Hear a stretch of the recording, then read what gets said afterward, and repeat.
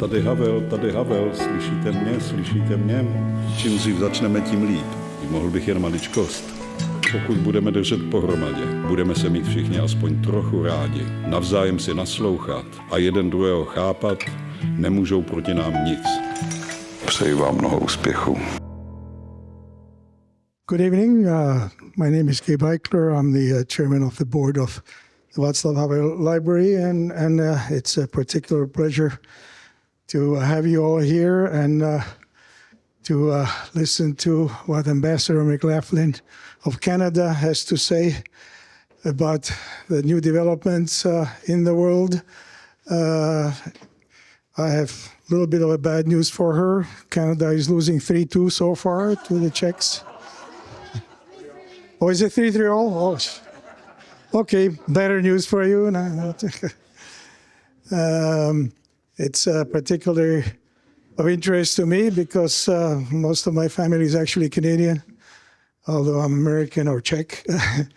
My parents are buried in Canada, and I went to school in Canada. So it's particularly of interest to hear what the ambassador has to say, and I'm very glad that Tomáš Sedláček, the director of the library of Václav Havel Library, is going to lead the conversation. And at the last moment, he actually asked me to join the party. So here I'm going to do that. And with that, and of course, the topic is inspired by our probably the most important propagator of the legacy of Václav Havel, which is a prime minister who is the prime minister of Canada, who's mentioned Václav Havel twice in his recent speech in Davos. And with that, I'll give it to Thank you very much, Tomáš. Thank you very much. And I welcome you on the panel because I think we had such an interesting debate. We thought we might continue with it in front of you for a little while until your questions and comments warm up. So it's a great pleasure to have you here, and special warm welcome to you and to you, Gabo. It is a rare occasion that Václav Havel gets mentioned not as a decoration for a speech, but as a, let's say, founding idea of the speech. Many speeches would still stand without the Václav Havel quote, but Mark Carney's wouldn't. It was really based on something that Václav Havel wrote many, many decades ago, and I'm very happy to see that there's a new kid on the block. New idea on the block. We finally have some sort of a anti-thesis or something to compare with the most recent development in the global, let's say, market of ideas. But let me first, Your Excellency, start with a benign question. So, do Canadians feel more American or European?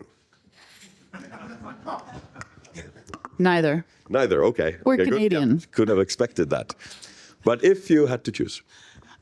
I think one of the ways that Canadians have traditionally defined themselves is what we are not. So we tend to often say, well, we're not like the Americans and we're not quite European. We do have a unique identity. I think we sit as a bit of a bridge between the two. We have some qualities I see in terms of our maybe more entrepreneurial spirit as compared to some Europeans. But then we have other sides of us that are definitely far more on the European side of things. So I think we're the perfect mix, personally. I mean, I'm not biased at all, but I would say that Canadians are Canadians. That's who we are. We have a very unique identity. Okay. Because, once I met a stranger, and I have this habit of trying to guess by their accent where they're from, which is not a very safe thing to do, especially in this case. And I said, after a couple of sentences, you're from America. And this gentleman said, how dare you? I'm from Canada. And as I was in a tight spot, I immediately invented a leeway. I said, but wait a minute, you are American. I mean, America is the name of a continent. How did you allow the United Statians to appropriate a name of the whole continent? Well, I think Bad Bunny took care of that at the Super Bowl recently. Oh, okay. But that's not an issue. You've never, if Czechs would start calling themselves European and nobody else would be European except for us, it's not a joke that comedians make fun of. I mean, I don't know. I have a fellow American in the crowd tonight, I guess. We have Latin America. We have, we define ourselves in different ways. What is identity? What's in a name? I don't think it's ever really been an issue. We sometimes refer to ourselves as North Americans, but no Canadian would ever say I'm an American. It has definitely been co-opted, but they've been a country for 250 years and we're only at 150, I forgot. Less. 150 less. Yes. Okay. Gabriel, 159. Also, you lived in the United States for a long time, and so it's a common knowledge that every nation makes fun of the neighboring nation. We don't make fun of Mexicans, for example, in Czech Republic, or Americans. We make fun of, neighboring countries. I won't name them. And they make fun of us. It's always the closest that seems to be picking bones with each other. What are your diplomatically allowed jokes on Canada and on America? I know the blame Canada one. I think I remember one. Yeah. When my whole family slowly moved from Czechoslovakia at the time to all of them to Canada except for me. And the idea was that Canada was a country which the Europeans thought had the culture of, the diplomacy of Great Britain, the culture of France, and the, politics of, of the United States. And actually, when they got there, it became the the culture of United States, diplomacy of France, and I forgot what the third one was, but it's totally different. Anyway, my experience in Canada was that, as you said, most Canadians want to be Canadians, and so did my whole family. But there's just mutual respect until the last couple of years, or last year, between those two countries. I never saw any sort of rivalry, with the exception of in ice hockey. And that's going today as Canadians well, and Toronto Maple Leafs are still the best teams. Okay, so you said that you sort of stand in between the United Statians. I wonder how we would call the inhabitants of the United States of America if you took the name back. United Statians? I don't know, it was technology. Ah, yeah. American technology, and it turned out it's British technology, American culture, and French diplomacy. In other words, totally wrong mixture. Right. Yeah, you said you're sort of in between. Now, Greenland is also a little bit in between, and there's been, let's say, skirmishes so far only on a verbal level. There's also been a little bit of this related to Canada. How nervous does the current political appetite, let's say, of your neighbor make Canadians? Is it taken seriously? Is it still on a joke level? And then also you didn't share a joke about United Statians. Well, I'm the diplomat. I'm not supposed to. On the jokes, I mean, I think they're more regional. We would make fun of Americans from different areas. They make fun of us. I think we sound funny, so perhaps they think we're stupid or backwards, or I don't know. I mean, it's lighthearted stuff. The only reason someone's insulted, I think, is because we do identify as ourselves, but I mean, that's, I have family, my father's from New Zealand, and people constantly thought he was from Australia. I mean, that's not, to me, something that you should really take deeply to heart. So I think whoever you spoke to, just, I wouldn't worry too much about that. In terms of how seriously we take it, it's not a joke. I think the Prime Minister has been very clear. We're not for sale. As soon as you get into a space where you're, no matter how it's projected, when you're repeatedly threatening a country's sovereignty by, essentially saying you're going to take them over, that is a serious thing to be saying. I don't feel that it's necessarily taken as something that's going to happen. It's more It's more of a respect, I would say. It's a question of respecting another nation, of respecting their political system and their own, boundaries and their right to exist. So I think in terms of, if you look at the public opinion polls in Canada, the trust in the United States has really gone down. This is over a series of months. Trust in other nations has gone up, surprisingly, and some that have not traditionally been nations we would be that trustworthy of. And the overall atmosphere, I don't think it's being captured here and generally in media, but last year when the threats started, there was a huge, elbows up movement and Buy Canadian movement in terms of consumers. What happened is Canadians, we traveled to the United States. It's no joke how cold it is there in the winter. Many Canadians live part of the year down there, constantly traveling back and forth, a lot of work, and the travel numbers have been declining month over month by huge percentages. So there is a movement afoot of, not to speak, I guess, to, what's the word, when we speak with your feet, you're actually saying, okay, I don't need to spend my holiday in Florida, I'll spend it somewhere else instead. So there is quite a bit of that happening. I only use that example to say that I think Canadians are taking it seriously. I don't think it is a joke to many people because they're choosing not to be there, to participate, etc. But I would also say, on the flip side, it doesn't mean that Canadians and Americans don't like each other anymore. I have many, many friends who are Americans.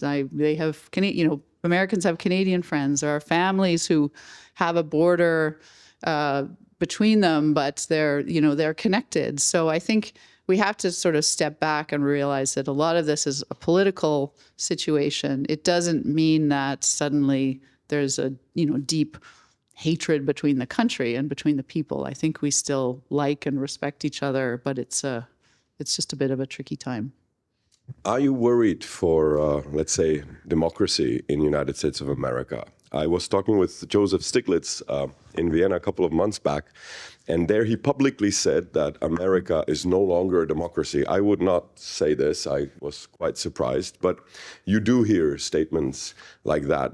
Do you think it's just let's say, a deviation from a trend that will cure itself in, 3-4 years?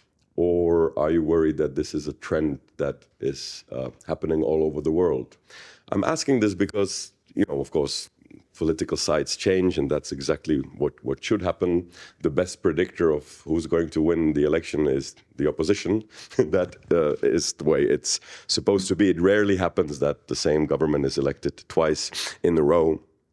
But what's happening now is that this sort of wave of, let's say, extreme power-oriented politics is kind of synchronized all over the world. We here thought 35 years ago, together with Fukuyama and others, that now we know the recipe for peace, love, and truth, and that is market democracy.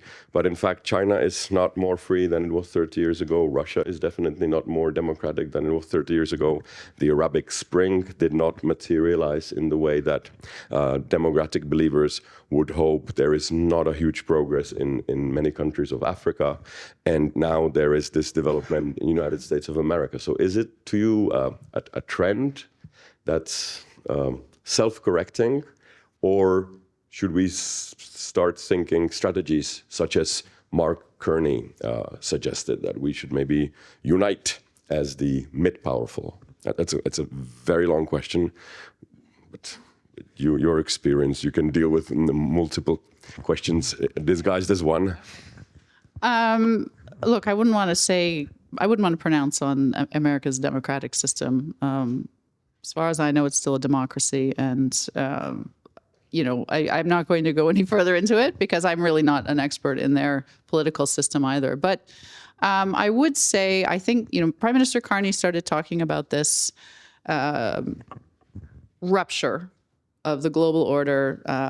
He made a major speech in September around the time of the UN General Assembly, where he was already using some of this language. He didn't quote Havel at the time, but he was talking then about how we're not in a transition, we're in a rupture. And one of the points that he's been making, and others as well, is that, you know, we created this rules-based order and this sort of the as we came out of the Cold War and post-communism and everything was opening up and the world was an amazing place, opportunity, there was really an assumption underneath that by the, let's say, Western democracies. That's a very broad term. There was an assumption that all would rise to meet our sort of idealistic, values-based culture, foreign policy culture. And that didn't happen. As you say, you know, China didn't become more open. Russia's probably, one could say, gone in the opposite direction. So I think some of it, you know, some of what we're talking about now, and the reason that we're speaking in this way is that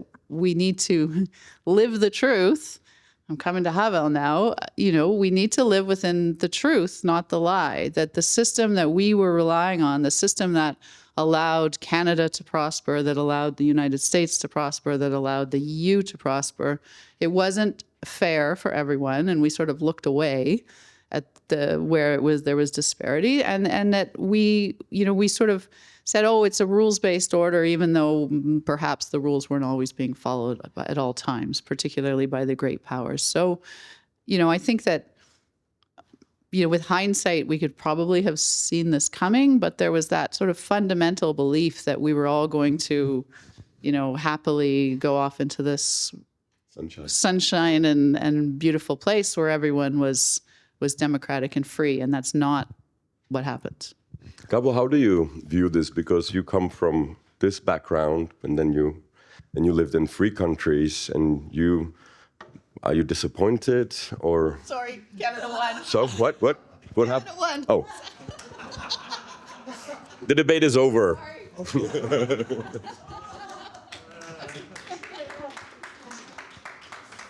Yeah, but that comes from you. You're biased. Please, back to serious. Well, first of all, this was a much better game than the first one when we lost 5-0. Okay. Second, look, I too have a concern about democracy in America. And I'm not worried that it's going to go away within one presidential cycle, but it is being seriously tested.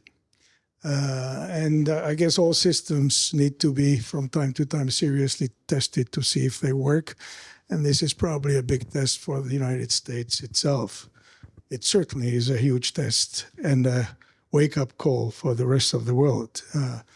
And irrespective of which side or whose I would be on or would support, what concerns me probably the most is something that I've never seen in the United States, and that is people deciding on the basis of fear. I've never seen a Republican or a Democratic Party working totally from fear, which was certainly the first 8 months of the current presidency. And the same for the rest of the world. The reaction of most European leaders was coming out of fear. They know, okay, how am I going to play this game? How am I going to bow properly without totally losing my own personality? What kind of gifts to bring to Trump? And yeah, that's the sort of a thing that I've never seen before. And what Prime Minister Carney, I think, was the first person or one of the first people who broke that fear. Which is an important thing, because now Merz in Germany and other people are already sort of, okay, still being respectful. This is the president of the United States, but okay, we're going to do something. And he was, and probably, and mostly by quoting Havel and the issue that he raised, was precisely to break that fear. Okay, let's see what else we can do here. So yes, the system is it's not broken. We just didn't realize it wasn't working all that well all the time, but we pretended because it was nice for it to work. The first major break, of course, was the Russian invasion, and not even to Crimea, but to Georgia and Moldova, etc., and then, of course, Ukraine. But this woke us up and presented it as what it is. All right, the system we think we have is not actually working as well as we thought we did. So is this... fear is something that we who were raised in a communist country, we all understand very well how that thing worked. And the power of the powerless is the perfect presentation of what it is, how you react to that. So we're wonderfully coming to the topic of Havel. So in a way, it was interesting that Carney was saying these things before, but they really started flying when he connected the two waves of his thinking, which is quite original, with Václav Havel. I was even asking my friend Ivan Krastev, this is a fabulous speech. Not only I am happy that he used our president, but it is rarely that politicians today use any thinker or philosopher, let alone someone who is not on the front covers of textbooks. And Havel spoke a lot about fear and decisions from fear. I actually quite often use it in my daily life as well. When I have to make a decision, I'm asking myself, is it leaning me towards version B because of fear? And can I unimagine the fear of consequences? And then I find these decisions to be easier made. Do you think that this was something that prompted Carney? Because what Ivan Krastev answered, I asked, which of his aides, kind of smuggled Havel in? Was it you, or was it Ignatieff, or who was it?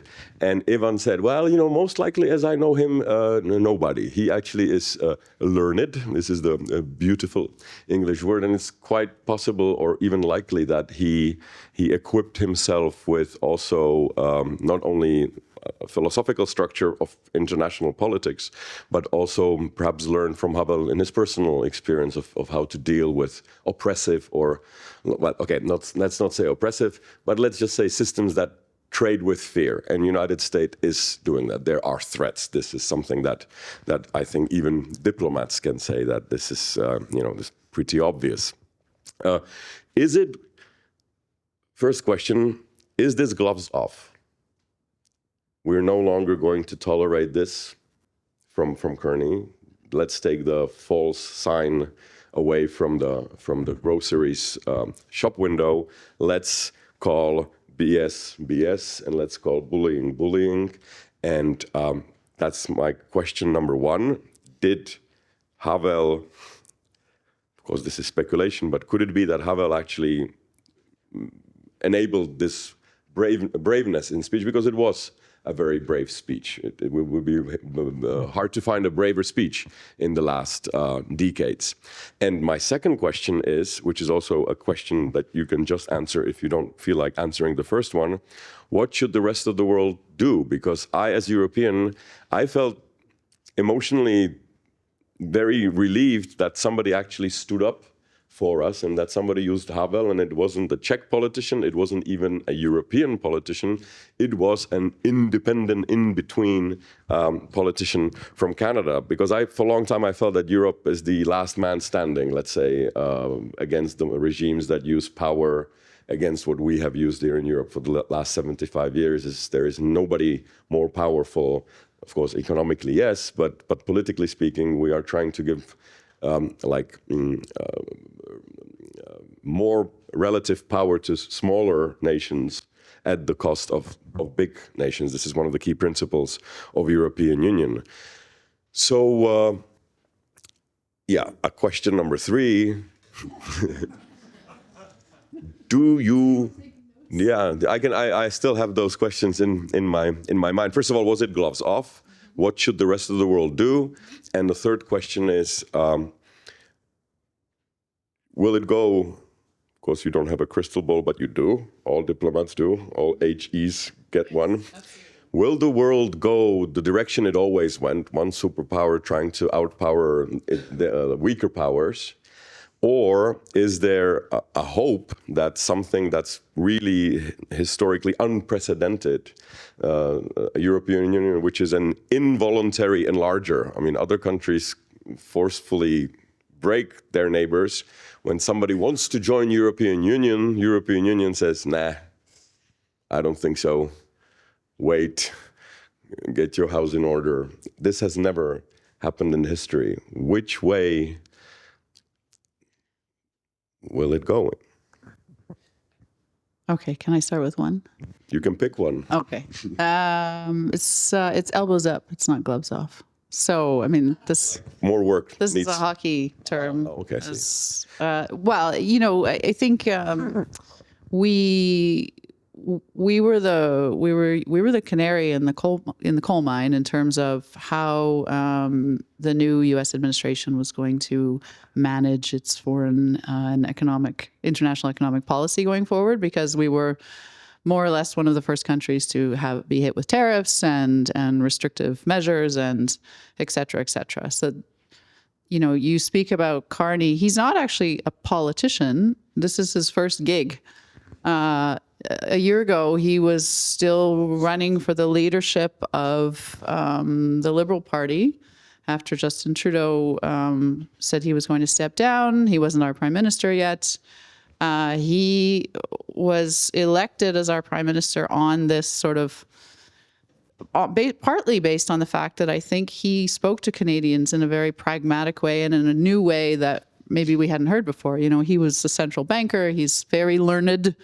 He knows words like hegemon. Yeah.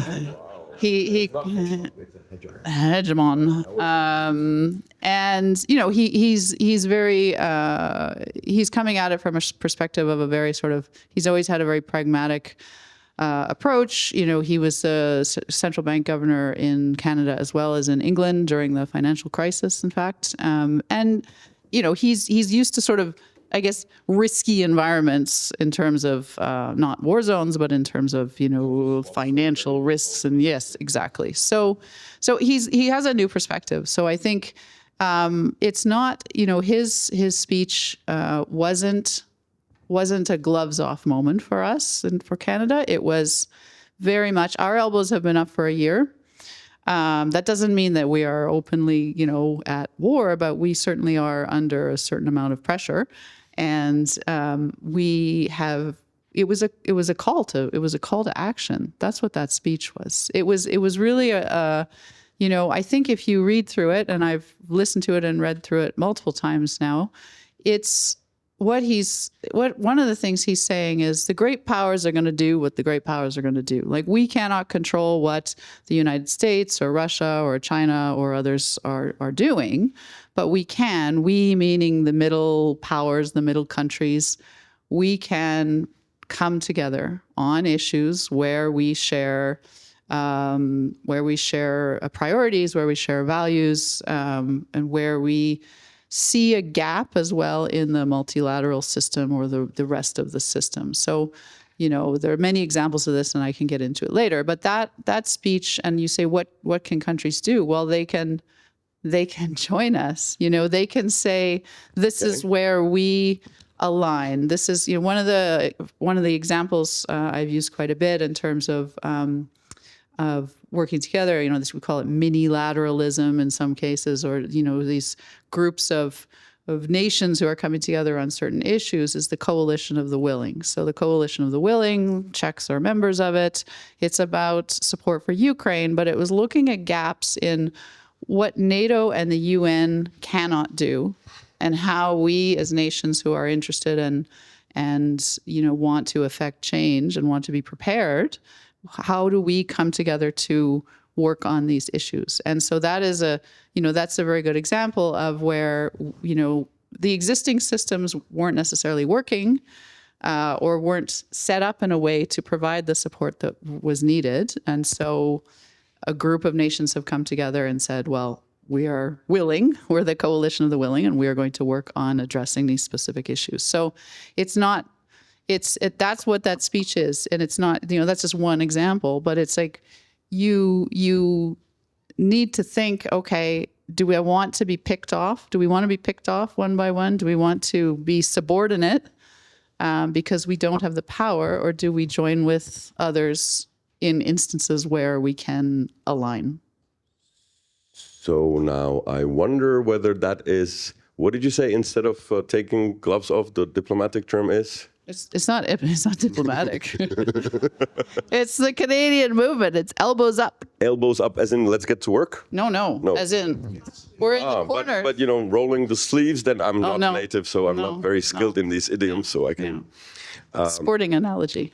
Would it perhaps then mean, let me just ask it right away. Of course, European Union is defined by borders, but are there voices? Once I had a dream. I always introduce my most daring ideas into a dream world. So once I had a dream that Canada joined European Union.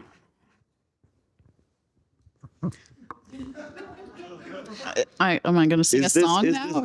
Yeah. Eurovision. Kumbaya. Eurovision. No, but is this a hint that perhaps the idea of Europe is something that could be developed into exactly the power of the mid-powerful or powerless? Because we have managed in Europe to do exactly what you spoke. Germany no longer, or France, or Britain no longer drains or threatens in any way the neighboring countries. And it's even on the level of emotions. I mean, French no longer hate the Germans except where they're playing hockey or football. Probably football, yeah. Yeah, but otherwise it's not in our hearts anymore. 75 years it very much was. We hated everyone around us. Mm-hmm. And it's an interesting thing for me as somebody who does both philosophy and economics, that we got to a higher, let's say, we loved our neighbor more through economics. This is a novelty. Nobody would have guessed that the way to peace is through economy. This was always... I did not find my class that interesting. Yeah. But would this be, as a person who's been walking in international waters, would this be a direction where the world could go, or is it naive? Well, which answers the third question: was soll man tun? What should we now do? Will we be allowed to be picked one by one, or will we form something like a European Union for the world? Yeah, I think the challenge with the European Union is, and I believe I'm not misspeaking by saying, because this was said at Munich this weekend by leaders of the EU, is it does need reform. Yep. So it's not a perfect model. You already said yourself that it's not exactly easy to join. So I don't know if it's necessarily the way forward, but I would say that in terms of our relationship with the EU, whether or not we ever were to join it, which I think for regulatory reasons is very complicated. But we like complicated. We do. We don't. I think, we are very actively moving closer to the EU. We're the only non-EU country to sign on to this SAFE agreement, this defense procurement agreement. We are very, I would say, aggressively pursuing new trade and economic relationships with European Union countries. We're invested here. Both with financially, but also with our hearts and minds. We recognize we have so many cultural ties, so many historical roots here, and we recognize that this is a market that we can work with. Can that happen in other places in the world? Perhaps. Is the EU the right model? I mean, I don't know. I think it would really help, before I give the word to Gabo, I think it would really help us from the reforms where we are kind of having proxy wars between countries for decades and we cannot move from a place. If we started imagining how should we reform ourselves so that it would be attractive for Canada and New Zealand and Australia to join, I think that could be really helpful for us Europeans to start reforming ourselves, not for ourselves, but to have the meaning outside of ourselves, which is a typical feature of meaning. So I think it would also help us to reform the common agricultural policy to the point that Canada could join with the fantastic maple syrup. And I thank you for that every morning. Gabo, please, your reply or thoughts on the 3 questions. 3 comments to that. Prime Minister Carney's background is of importance here because as an economist, a central banker, I would not quite say he's into gloves-off situations, but he's been all along in the situation where he has to do things that the government doesn't want him to do. Because that's what central bankers do. The governments want you to lower interest rates, and as a central banker or an economist, he says, nah, I'll do it when it's time to do it, not when you tell me to do it. Which in the U.S. we have that situation, as you have. He's been trained into independence by being a. So it's not a gloves-off situation. No, I'm independent, and that's what we do.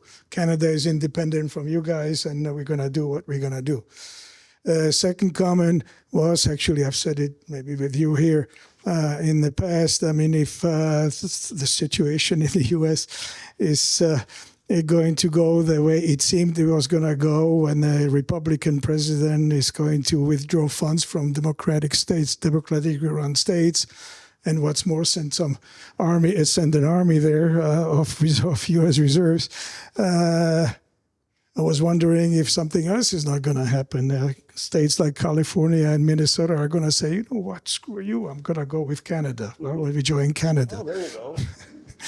You have a new pond. They have nice beaches. You have a new pond. And the third is, I mean, the whole discussion worldwide is about, I mean, there's this complaint about the bipolar world, U.S. and China. Russia has nuclear weapons, but it's not quite as strong or influential as it used to be. Or are we pushing for a multipolar world? And the Prime Minister Carney's comments essentially are saying, okay, I guess the bipolar world in which we were one pole is not working that well. Why don't we go for the multipolar world, in which case the middle powers are going to unite and form the next pole. Yes, we will not have nuclear weapons. Well, France and Britain have.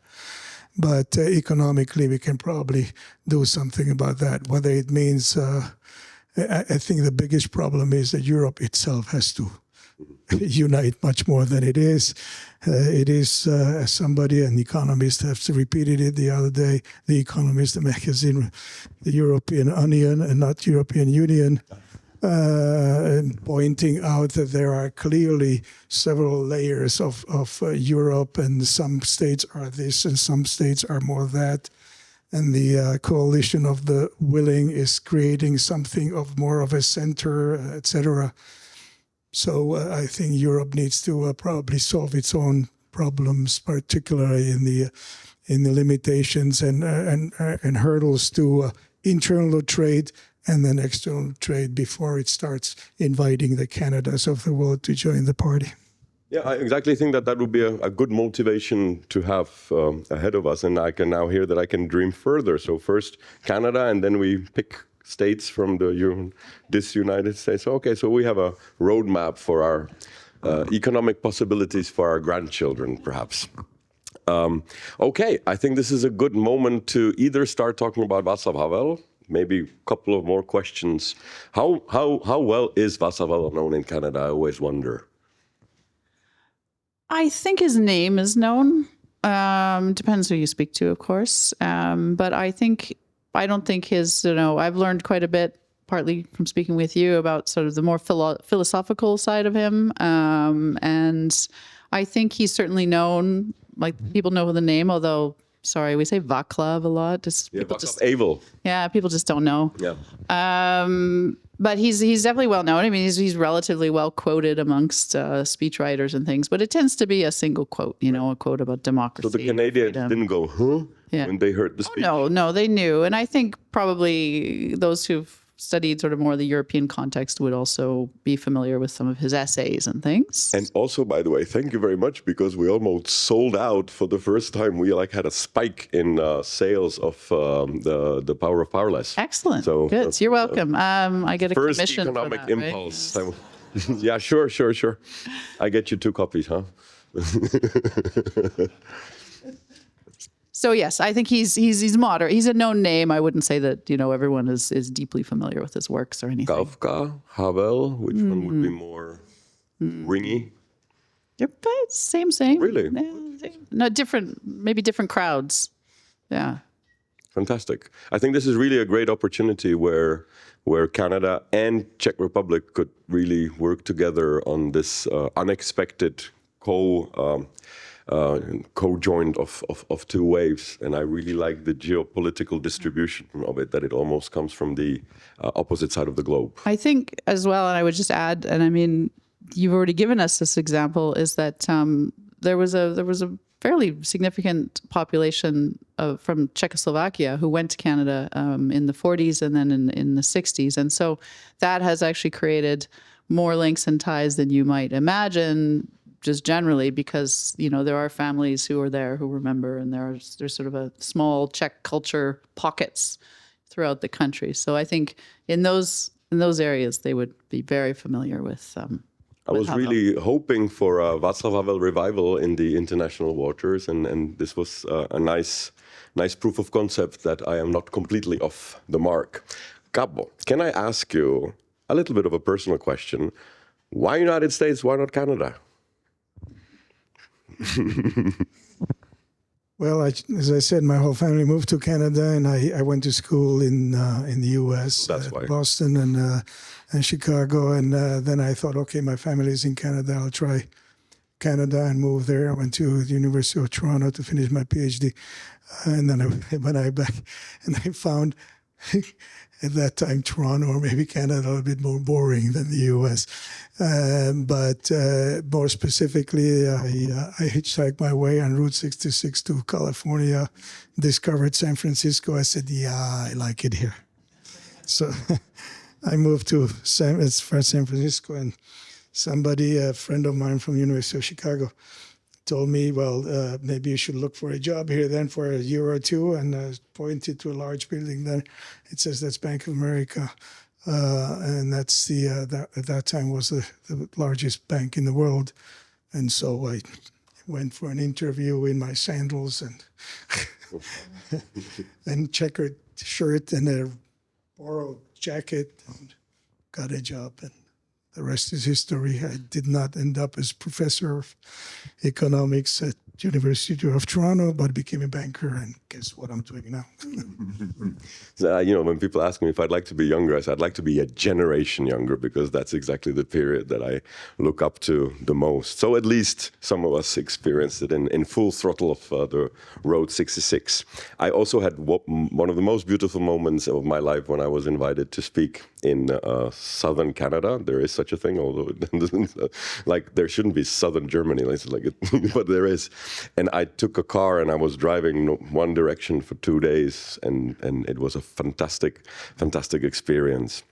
Okay, so we have it pretty much solved. Václav Havel's idea of the he speaks even in summer meditation. He already has this idea of brotherhood of man. He doesn't call it European Union, but he calls it that in the future we could, follow this, let's say, European, after many reforms, but the spirit of Europe definitely does have a direction, and it seems to have more gravitas now than it had, 2-3 years ago. 2-3 years ago, it was a terrible thing to be European. Now it's not so bad after all. So, dear excellencies, ladies and gentlemen, this is a good time to give the floor to you. If you have insights, comments, if your crystal ball works better than ours or differently, the floor is yours. You're also allowed. But then you. Well, I was just going to ask. There's a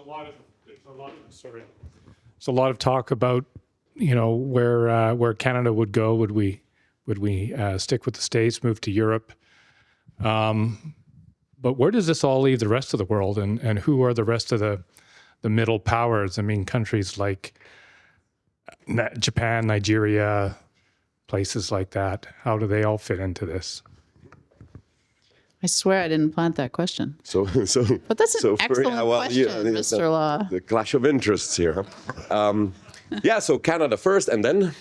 Yes, so it's not, I mean, you and I are talking about Europe because, you know, you're here, we're in Europe, but absolutely. I mean, this is not just about Europe. This is about the whole of the world.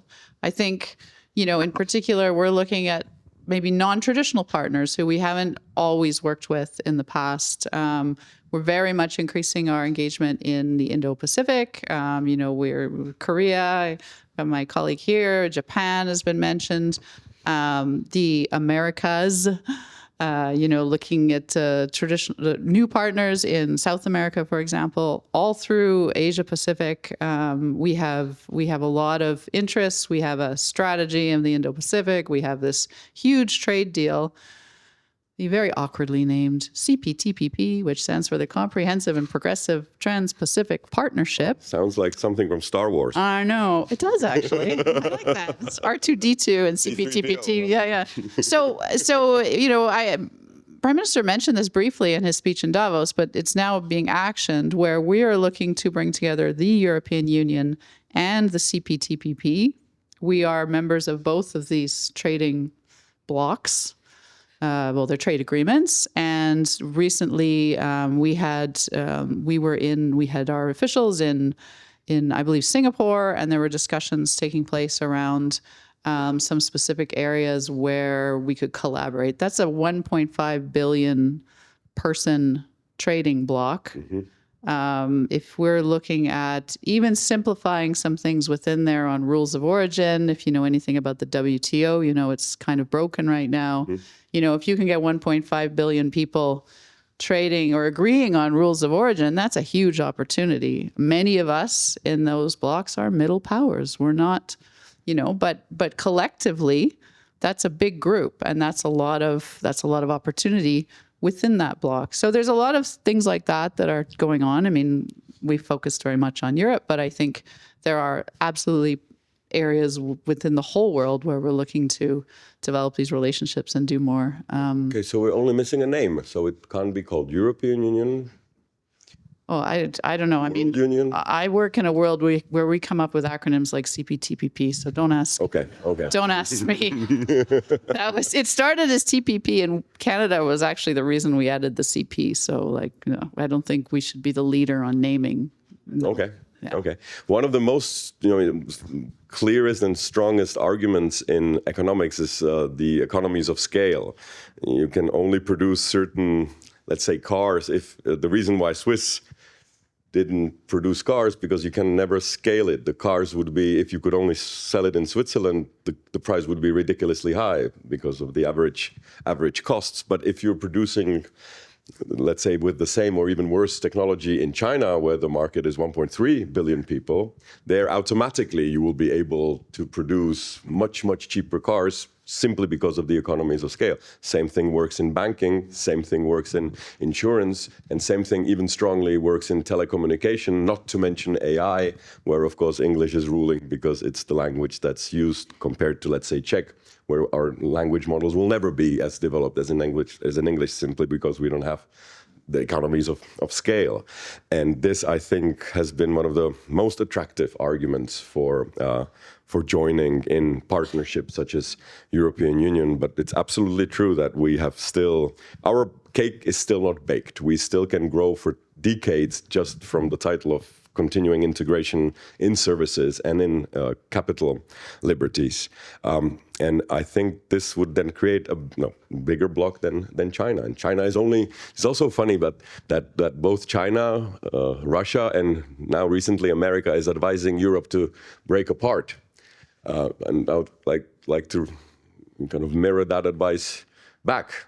You know, what would be of China if it would break down into cantons? What would be of the United States of America if they would break down into 50 plus countries? And yet this unity that makes China, Russia, and America exactly powerful is something that we hear as, you know, don't go this way. It's best for you if you split up into small powers, which economically makes zero sense, let alone in other dimensions. I think there was a question from the gentleman there. Thank you. Hello, thank you. My question is, you described Prime Minister Carney's speech as a call to action, which I think is a great way to sum it all up. And you just, in answer to the first question, you said the diplomatic corps, I assume, is out trying to do actionable things in this direction. My question is, what has been the response from, I don't know, people you might be reaching out to here in the Czech Republic, or just if you have a certain kind of vibe in the diplomatic community, because there seemed to be such a huge outpouring of longing for something like this. So I'm wondering, are there concrete things you can say as a diplomat, as the ambassador, about the response? Did you experience a surge of interest in things Canadian?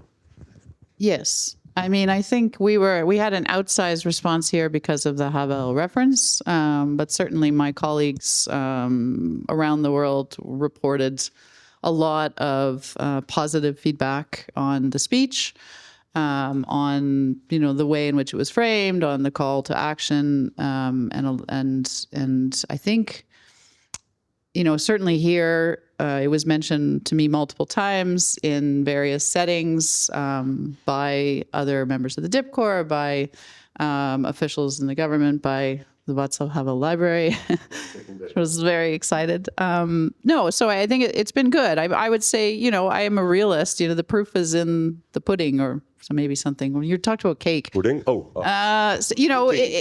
right way. The rubber needs to hit the road. What's the metaphor here? Let's see what happens. I think it's one thing to put a call to action out there. This was a brave thing to do. How many others will also be brave? Will people go, oh, that was great, and then sort of quietly shrink back into their sense of, well, okay, but I don't think we should. One-trick pony. That was nice that he said that, but it's different for us because we have these concerns in our country. So, we're very engaged in the world of diplomacy of trying to. I mean, we're always talking to people and trying to make closer links and understand our partners. And when you're in a country, I'm here to learn about what the Czechs think, what their interests are, where we can work together.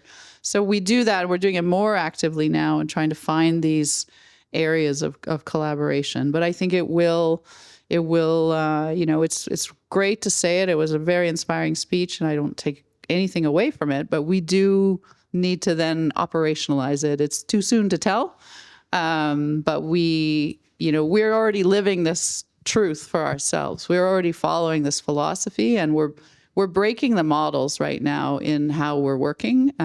Certainly, not all. I mean, I still have way too much bureaucracy and paperwork on my desk, but we are really trying to push our own internal systems and bring in systemic change within our own government. So, I think we're hopeful that will energize us and to work with others as well. And I think that's a fine responsibility for us to kind of make sure that it keeps burning. I think it would be fantastic to have your Prime Minister here, perhaps only in the form of a screen, but it would be a fitting place to continue this debate. And I'm very much talking with the Vienna Institute for Wissenschaft, with Krastjev and Fukuyama and others, and they're also very excited in doing a program on this and developing it into something that's lasting. So I'll be also very happy for your cooperation, because after a long while there's been a really refreshing new wind. And I was always of the opinion that Václav Havel is the biggest export, if not intellectual export, that this country has ever provided to the world, because perhaps with the exception of John Huss. But even Comenius, even Tomáš Masaryk, and other great thinkers that come from this region, even Slavoj Žižek, which is a great Slovenian intellectual export, never really made it to be taken this seriously as a foundation of a quite refreshingly new worldview that is something that Havel had during his lifetime. He was accepted in Europe very much. He was accepted also in America, not only by Democrats or Republicans. There it was 50-50. He's enjoyed both by poets and lawyers and business people and those who are oppressed in prisons and even those who are in power. So it would be a fitting sort of a sponka, how would you, like unifies, yeah, something, the glue perhaps that keeps it together, and an unexpected venture point for our country to talk to the world with ideas that are 50 years old and yet refreshing perhaps more than the daily newspapers, except for The Economist. Gabo. Well, the Prime Minister, in my mind, set things in motion. He said things that needed to be said. My question, or I wonder, but he doesn't really want to lead it. He just wanted to set it in motion. Now everybody get up and do something rather than, okay, I'm going to lead you into this. Is that correct? Is that the way you take it? I think that's correct. Yeah. I mean, he's showing leadership, but he's not expecting everyone to just wait for him to do something. It's really, I think, he concluded his speech by saying, this is what we're doing. Please join us if you would like to. We didn't say, we're going to be forming a new coalition of something. This is our thing. Please join us. The willing also, another one. Another one. Mid-willing. Do you know how well this was taken inside Canada? Has it been widely accepted, let's say, among intellectuals and among the, let's say, general public? And are there also forces that perhaps side with the United States, like we have, for example, in this country and in other European countries, quite strong political party, albeit not in power in many countries, but in some, yes, that openly say we are rather Trump than Europe. How is it in Canada?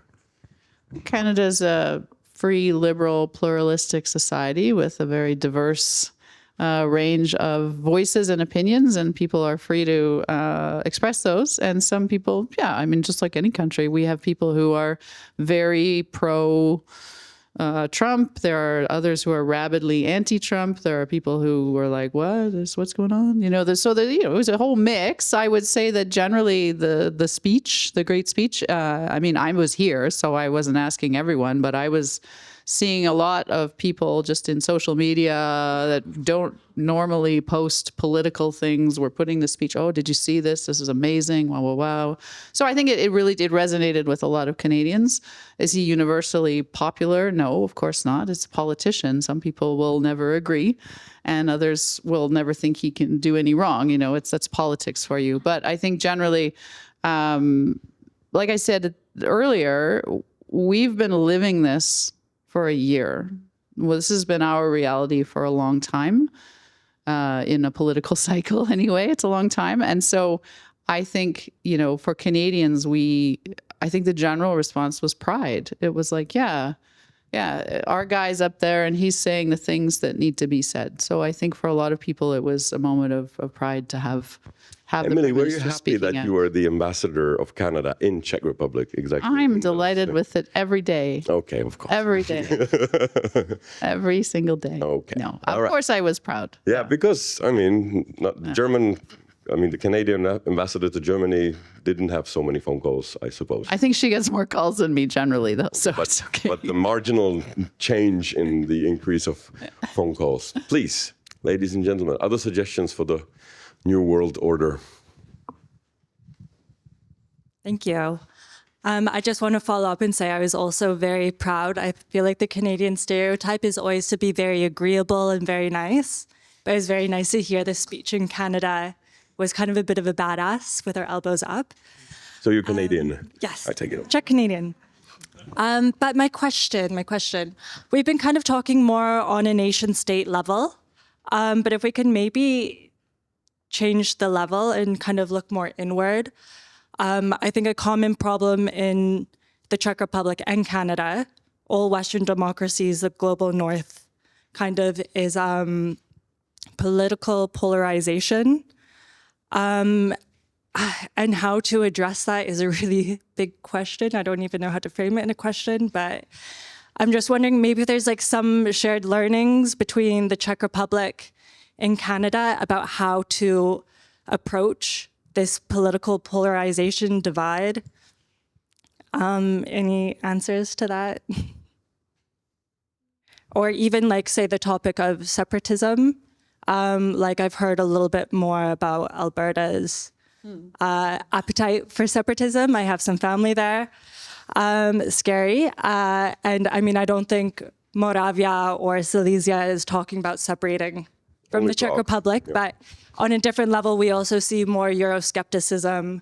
So there's also that separatist movement happening in a different way. So yeah, I guess we've been talking about more like the reactionary building up defense and so forth, but to kind of step back and how to prevent this kind of path that we're on, how do we, approach polarization? It's a great question. Yeah, well, if we can find the answer here tonight, then we can go out and solve a lot of the world's problems. I think the rise of populism, the polarization in politics is something that's fairly endemic in a lot of our democracies. We're seeing it, and we see the impacts in many different ways. You were speaking about fear-based votes. I think a lot of that is driving a lot of the rise in these more extreme views. And I mean, you can't discount at all the power of disinformation,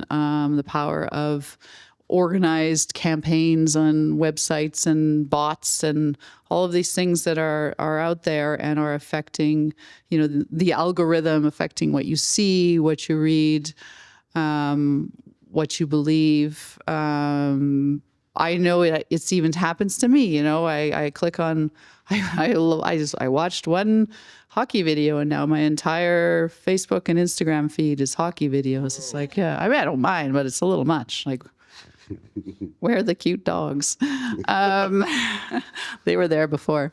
So in all seriousness, I think really it's about, I don't know how, I think that there's a space where Havel's philosophy on this truth to power is important in this space as well. And it's about acknowledging, I guess, it's that critical thinking piece that is often missing when it comes to the disinformation and the populism and the spread of sort of truths that people are told to believe and then they believe them without questioning.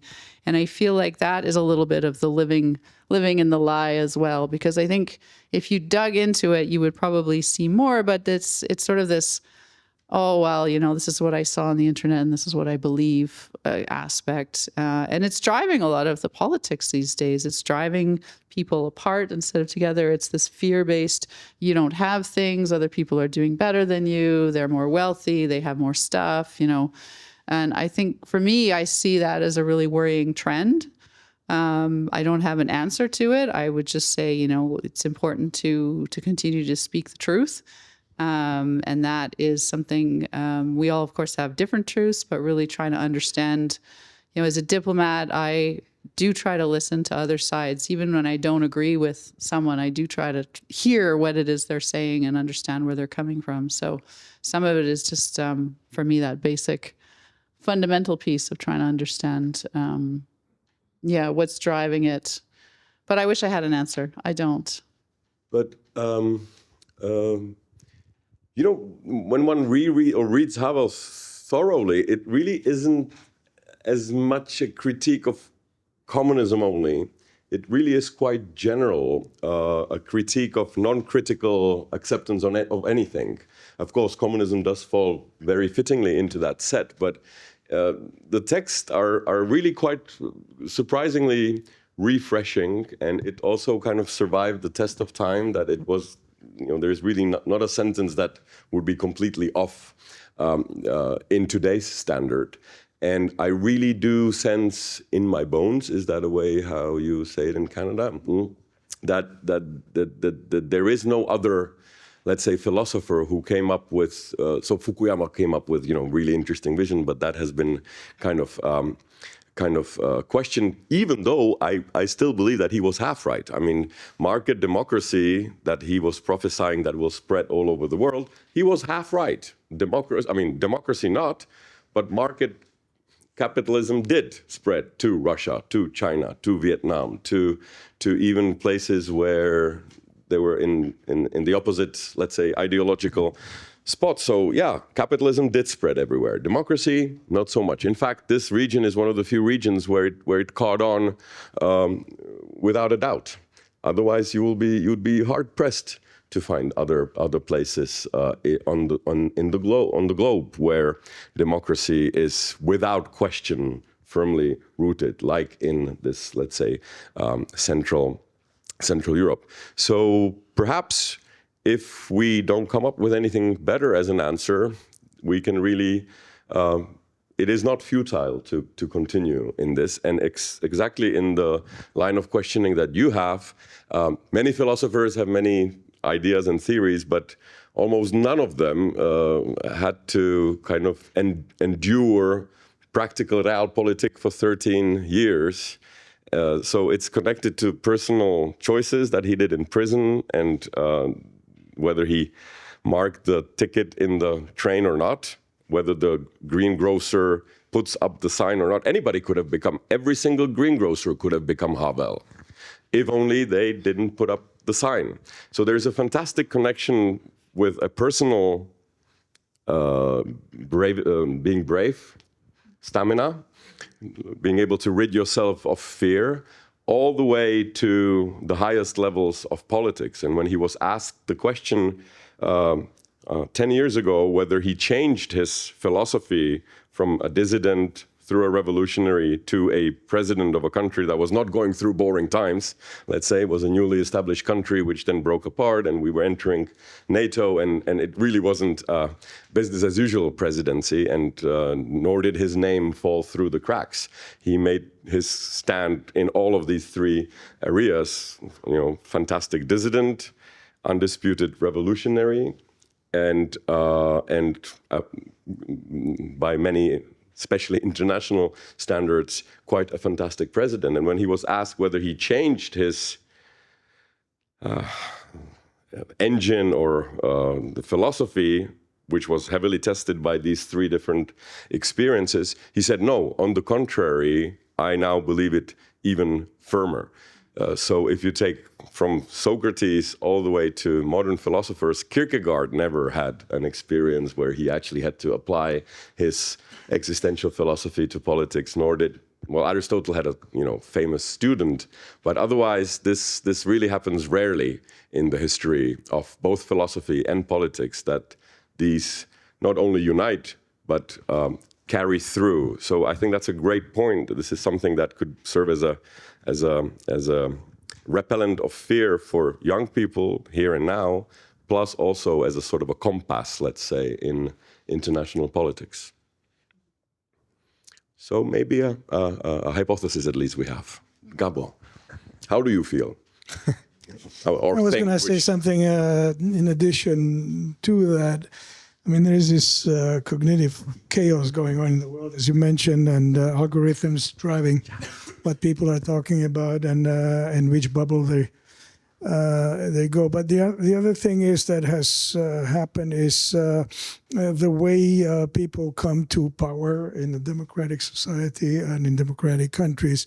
It used to be a couple of things. One was there was this just the notion of a community that everywhere was, because television, everybody would watch the same television programs and the comedies or whatever.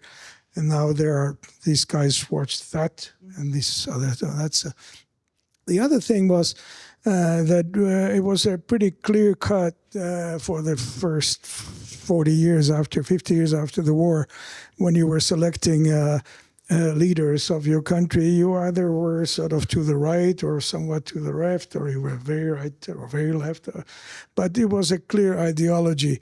One of the things that I noticed Canada still has is a selection between, you're choosing between parties which have clear ideology. There's a Conservative Party and there is something more to the left, or whereas in quite a number of countries this has been lost. I have no idea what ideology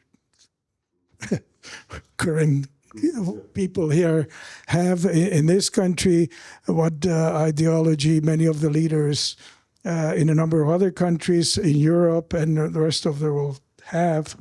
They just become leaders of some movement which attracts a lot of people, but it's not a clear ideology.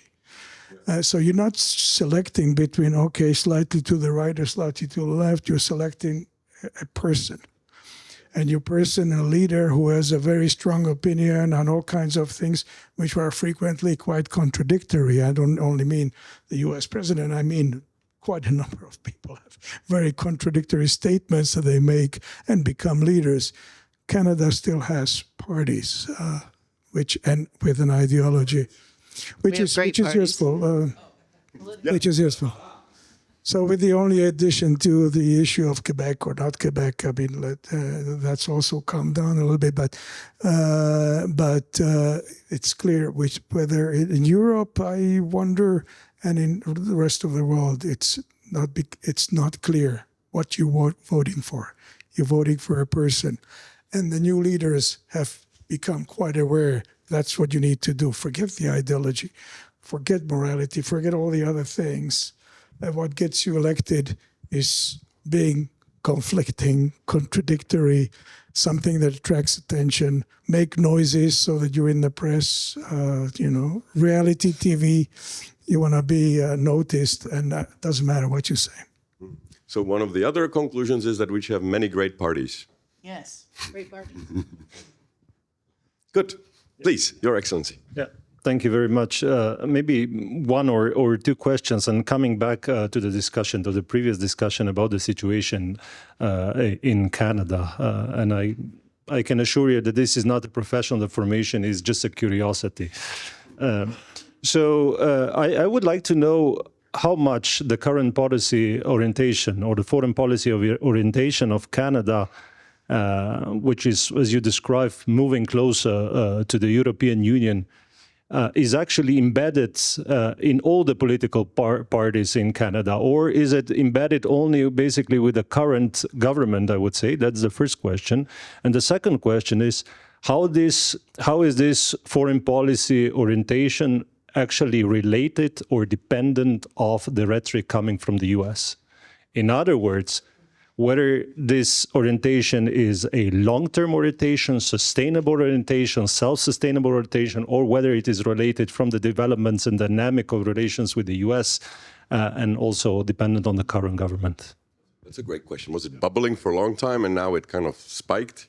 Or was it what's happening? Yeah, so in terms of the political aspects of it, it's been led by the current party in power, which is the Liberal Party of Canada. I think there's a fairly common theme, though, amongst the Conservative Party, the New Democratic Party, which is the other large party, who recognize, the need for Canada to diversify. We are a trading nation. We are huge, but we're small. We have a lot. We have a lot of natural resources. We have critical minerals. We have a lot of natural talent in our people, but we need to trade with others. We always know that. That's a fairly common thread. Our political parties come at that in different ways because of their particular stances, but I wouldn't say that there's a huge divergence of opinion.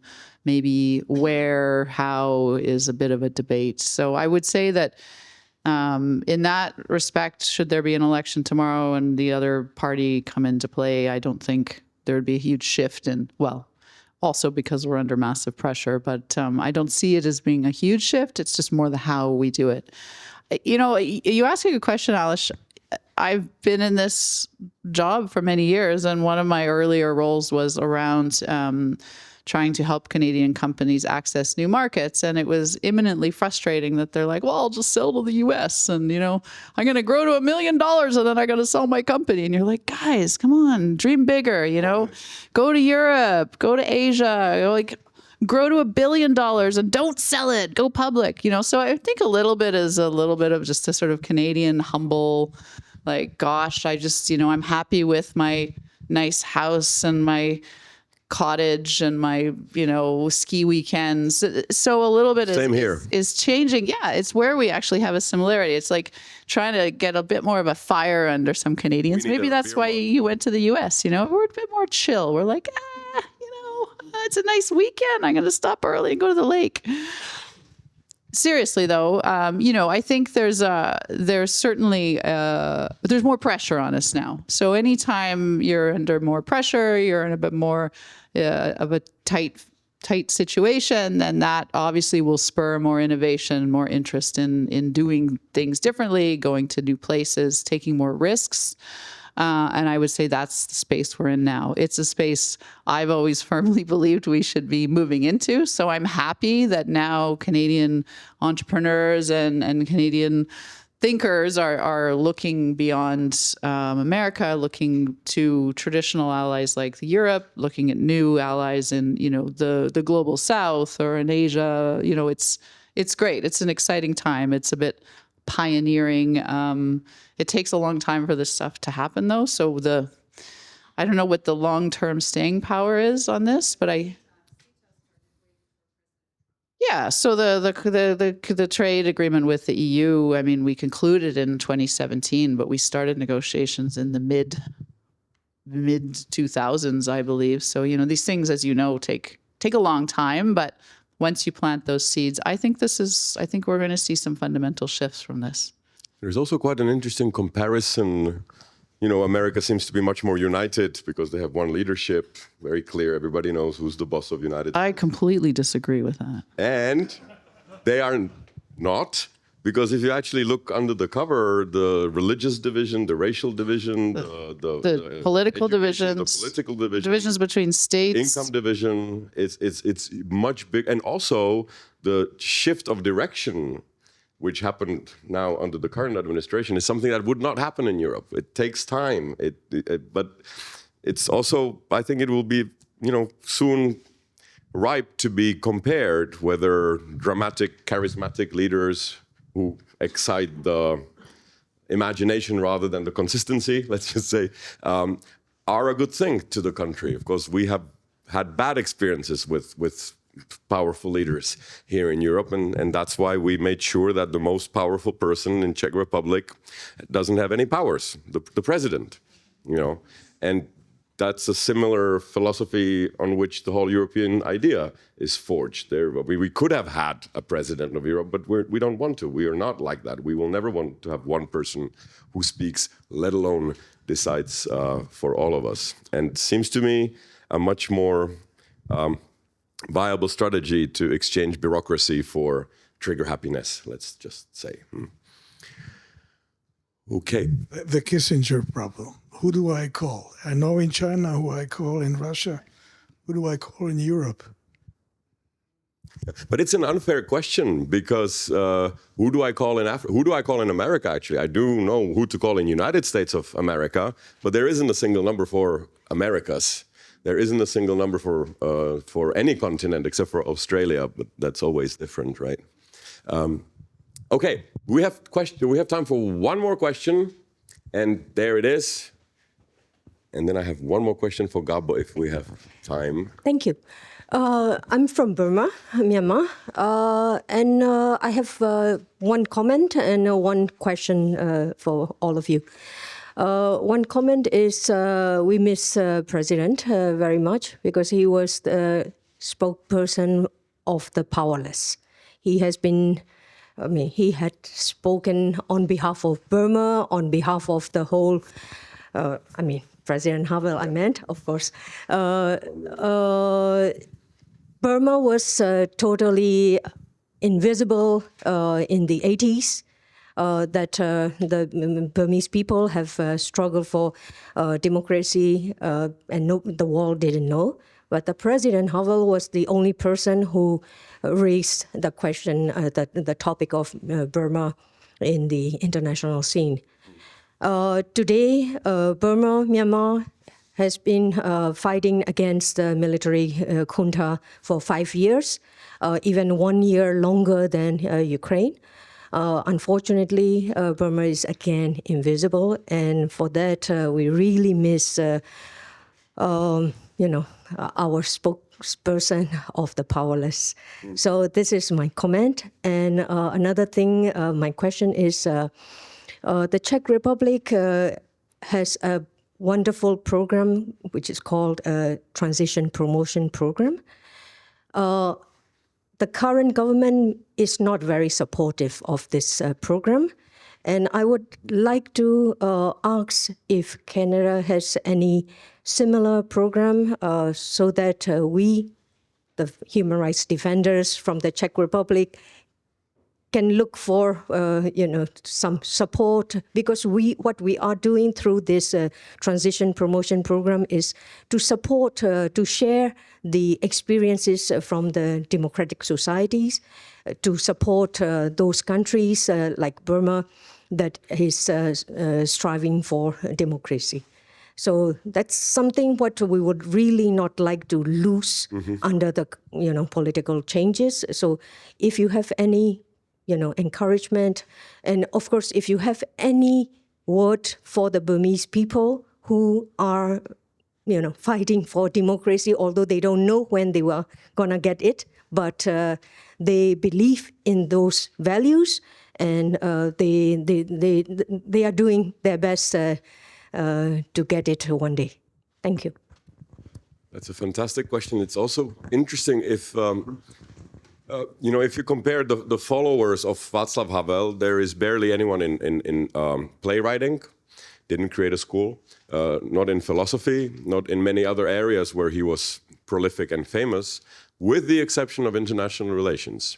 There really he did have a follower in Karel Schwarzenberg, and he created a very seemingly naive and weak foreign policy based on human rights, but it is still till today debated, albeit from the negative side.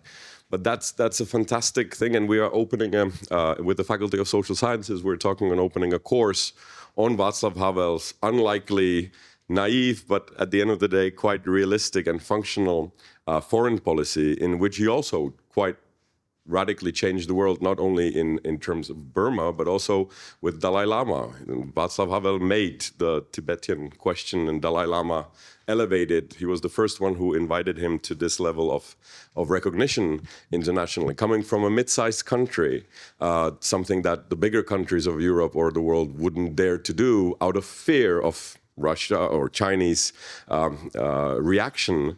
And which just leads me to last comment, and then I'll leave the funding question to you. It seems that it's a small country, a small man, a small idea, but then again, everything started small. Google started small, Microsoft started small, America started small, China started small. There is not, even the whole universe was pretty small 13.7 billion years ago. That was a party where we're all together and munching up, and the party's still going on. The explosion still continues, and we're on it, and it's speeding up. So the party is just beginning. But this was exactly the unique hope of Václav Havel. Put the fears aside. What would be good thing to do, regardless of funding, regardless of obstacles, and this is, till today, I think, what really moves the world forward, because the power of powerless is the power of spirit, of meaning, of truth and love, if one brings it all the way to the ending, which we are coming to quite closely.